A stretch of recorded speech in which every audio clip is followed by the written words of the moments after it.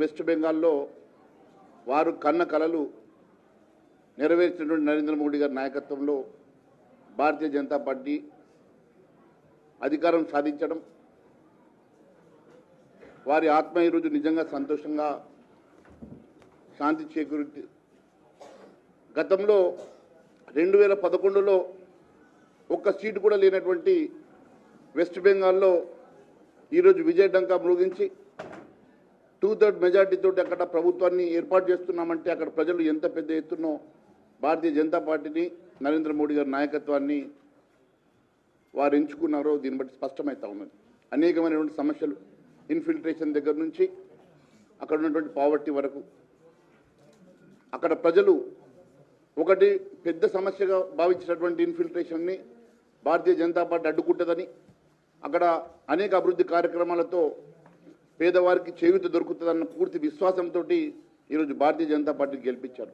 అదే మాదిరిగా అస్సాంలో మూడోసారి భారతీయ జనతా పార్టీని గెలిపించడం అంటే అది కూడా 2/3 మెజార్టీతో గెలిపించడం అంటే ఇది సాధారణమైనటువంటి అంశం కాదు.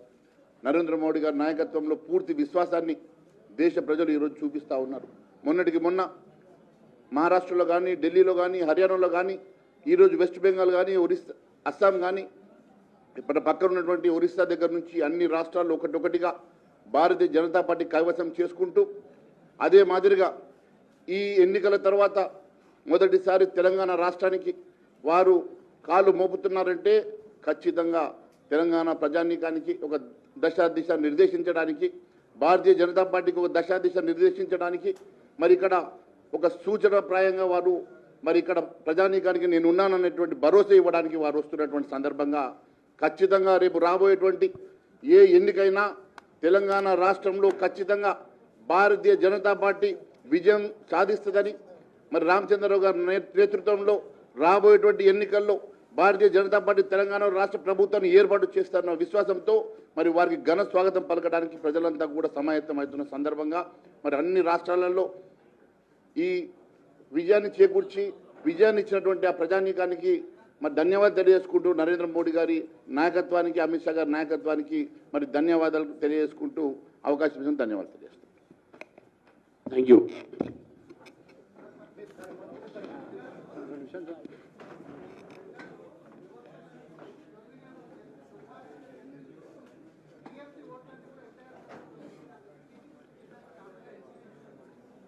వాళ్ళు అట్టే చేస్తారు. ఓడిపోతే ఈవీఎం మీద అంటారు, లేకుంటే సంస్థల మీద అంటారు. అది మొన్న వాళ్ళే కదా అంతా చేసింది. ఓటు చోరీ అంటే ఇప్పుడు ఏమైంది? ఓటు చోరీతోనే బీజేపీ అక్కడ కాంగ్రెస్ ఓటు చోరీ చేస్తే మేము ఇప్పుడు గెలిచిన కోర్టు ఒక నిర్దేశంతో కర్ణాటకలో. కాబట్టి కాంగ్రెస్ అయినా టీఎంసీ అయినా ఓడిపోవడానికి ఏదో ఒక వంక పెడతారు.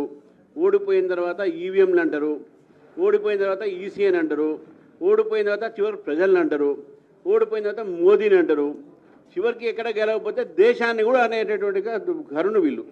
చలో 5 రాష్ట్రాల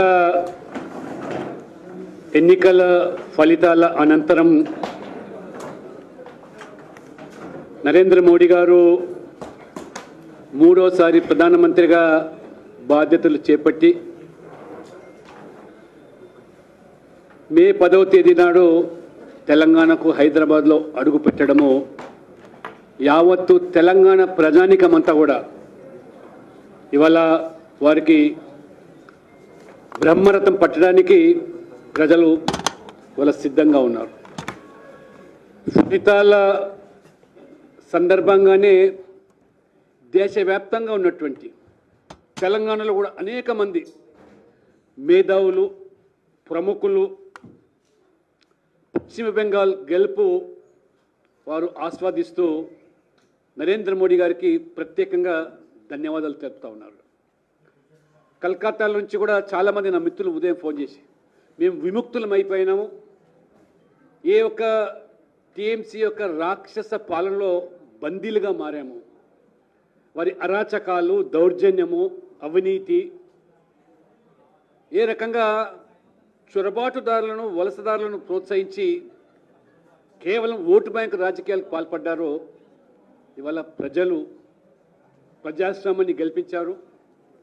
ప్రధానంగా ఈ 5 రాష్ట్రాల ఎన్నికల్లో విశ్లేషిస్తే నరేంద్ర మోడీ ప్రభుత్వము ఏ అభివృద్ధి ఎజెండాతో 12 సంవత్సరాలుగా ఈ దేశంలో వారు పరిపాలన కొనసాగిస్తున్నారో, బీజేపీ పాలిత రాష్ట్రాల్లో కూడా అభివృద్ధికి పెద్దపీట వేసి అభివృద్ధి విషయంలో కానీ పేదల సంక్షేమ పథకాలు అమలు చేసే విషయంలో కానీ ఎక్కడ కూడా భేదాలు లేకుండా, తేడాలు లేకుండా, కులము మతము అనేటువంటి ప్రాతిపదికన కాకుండా పేదవాళ్లను పేదవారిగానే పరిగణించి అభివృద్ధిలో అన్ని రాష్ట్రాలు సమానమే అని చెప్పి వారు ఆ రకంగా సబ్కా సాత్ సబ్కా వికాస్ నినాదంతో 12 సంవత్సరాలుగా వారు చేసినటువంటి కృషి ఫలితమే ఈరోజు అభివృద్ధికి నరేంద్ర మోడీ గారి పట్ల విశ్వాసం, నమ్మకంతోనే ప్రజలు ఓటు వేశారు.